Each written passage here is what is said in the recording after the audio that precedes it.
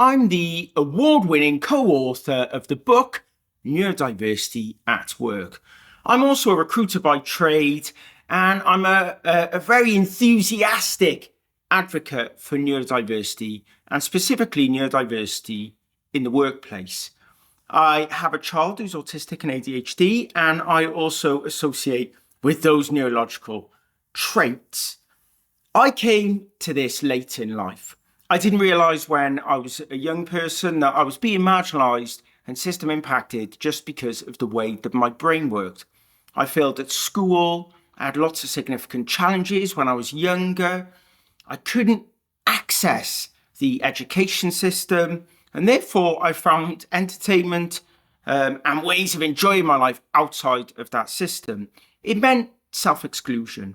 It meant that I didn't achieve some of the things that perhaps I should have much earlier on in my life. And it's taken me many years to get to this place. And that is why I'm such a powerful advocate for neurodiversity. One, because of lived experience. One, because of the impact I see on my family. And also because I see that it's still too many barriers to individuals getting help, support, and ultimately being able to lean into their significant strengths and therefore achieve the things that they deserve in their lives. And that's really important to me. So what is neurodiversity, this incredible topic that we talk about? Well, neurodiversity is like biodiversity. We need variety and variation in the plants and the trees. We need bees, right? Without bees, the world would literally be at significant risk. Bees are the great pollinators, and they do it without asking or without question. They fly around and they pollinate en masse. However, we have a problem. We have a reduction in the amount of bees, and that has an impact on the environment. Now, we could look at neurodiversity, neurological variety and variation in the way that our brains work, in the way that we think. Like thumbprints, we have billions of brain cells that are complex and unique to each one of us. We need that variety and variability in the planet, in the ecosystem, because we make different decisions. We put different priorities at the top of those decisions that we're making. Some of us will think the environment's very important. Others will focus on other aspects of our lives.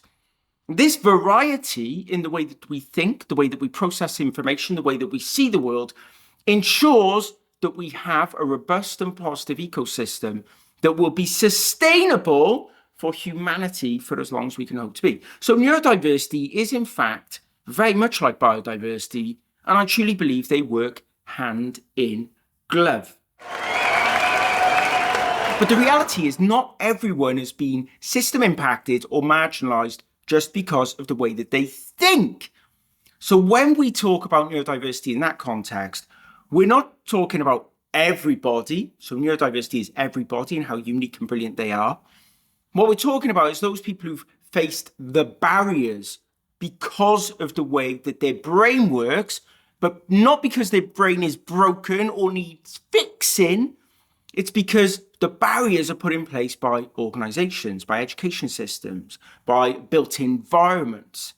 And therefore, we are unable to access certain things like learning and the workplace because of those barriers that ultimately we can remove. And when we talk about those neurological variations, we may consider ADHD, attention deficit hyperactivity disorder. Oh, disorder! Ouch! Deficit! But these are the medical terms like autism spectrum disorder and dyslexia and dyspraxia and dyscalculia and many other incredible ways that the brain may work and process information. Synesthesia, for example, aphantasia. Ooh, we're going a bit Disney. The reality is the brain is highly complex, and we use neurodiversity as a term that we can all identify and associate with, that we have brilliant, unique brains. But when we double down to somebody who may be ADHD or autistic, we often see that disproportionately they are negatively affected by the things that we as a human race put in place. What happens then when somebody feels marginalised and system impacted and they realise that they don't fit into an environment that hasn't been built for them? They may do things like mask. Well, what is masking? Masking is when somebody hides the way they feel, the way that the environment is impacting them, or a system and process is impacting them. They mask it because they no longer want to be subjected to people treating them differently or negatively just because of that response. A wonderful example is in girls who may mask because she doesn't want people to know she's really struggling with her times tables. She doesn't want people in the classroom to know that she's struggling to access the information. So on the face of it, she may be very quiet and sat at the back of the classroom, but in reality, she is struggling and not explaining to people. And when that happens over a lifetime cycle, it builds on trauma and it builds on triggers that can happen at any point through that trauma across your life. And if you don't deal with these and you don't support individuals of being able to remove the mask and be their unique and incredible and wonderful selves by removing some of those barriers and some of the stigma, eventually that can end up in challenges with mental health and well-being. And ultimately, it means that somebody could fall off the edge of the cliff, not because they're autistic or because they're ADHD or dyslexic, but in fact because of the barriers that have faced them, that have been put in front of them by others, and sometimes inadvertently they've put in front of themselves, right, that hurt them and that harm them. Sometimes I describe it as kryptonite, and that kryptonite means that individuals can't be their best selves. They can't lean into their strengths. They can't show their unique abilities, and we need to get better at removing that. Now, language plays a really important part in self-identification. And when we consider terms like neurodiversity is that we are all neurologically diverse and unique. However, there are many other terms that people identify with to show that they feel they may be marginalised or system impacted, or they identify as being ADHD or dyslexic or dyscalculic or Tourette's or autistic, or actually a combination of all of those. Because in fact, if you're one, you're more likely to be another or more, like myself and my daughter. The reality is that language on that basis can become complex. But what I would say is take the lead of the person in front of you that you're talking to.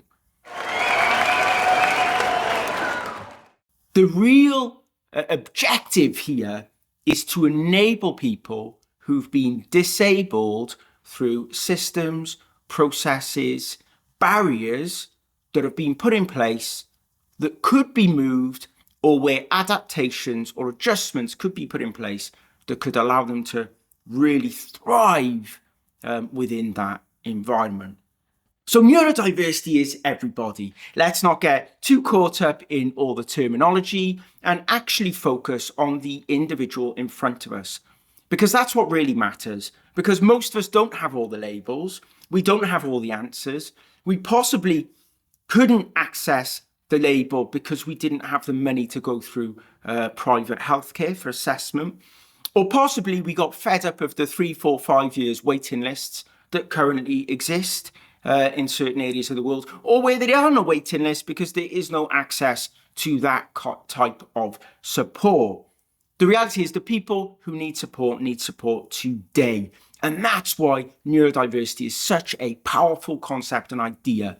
We are all beautifully and wonderfully neurologically unique, but some of us have faced significant trauma that happened very early in our lives as young people in the school system and beyond that may have included bullying. It may have included exclusion or self-exclusion. It may included self-harm, drink, drugs, or many other factors that could impact on long-term mental health and well-being. But these are not things that should put a barrier in place to us ultimately succeeding in life.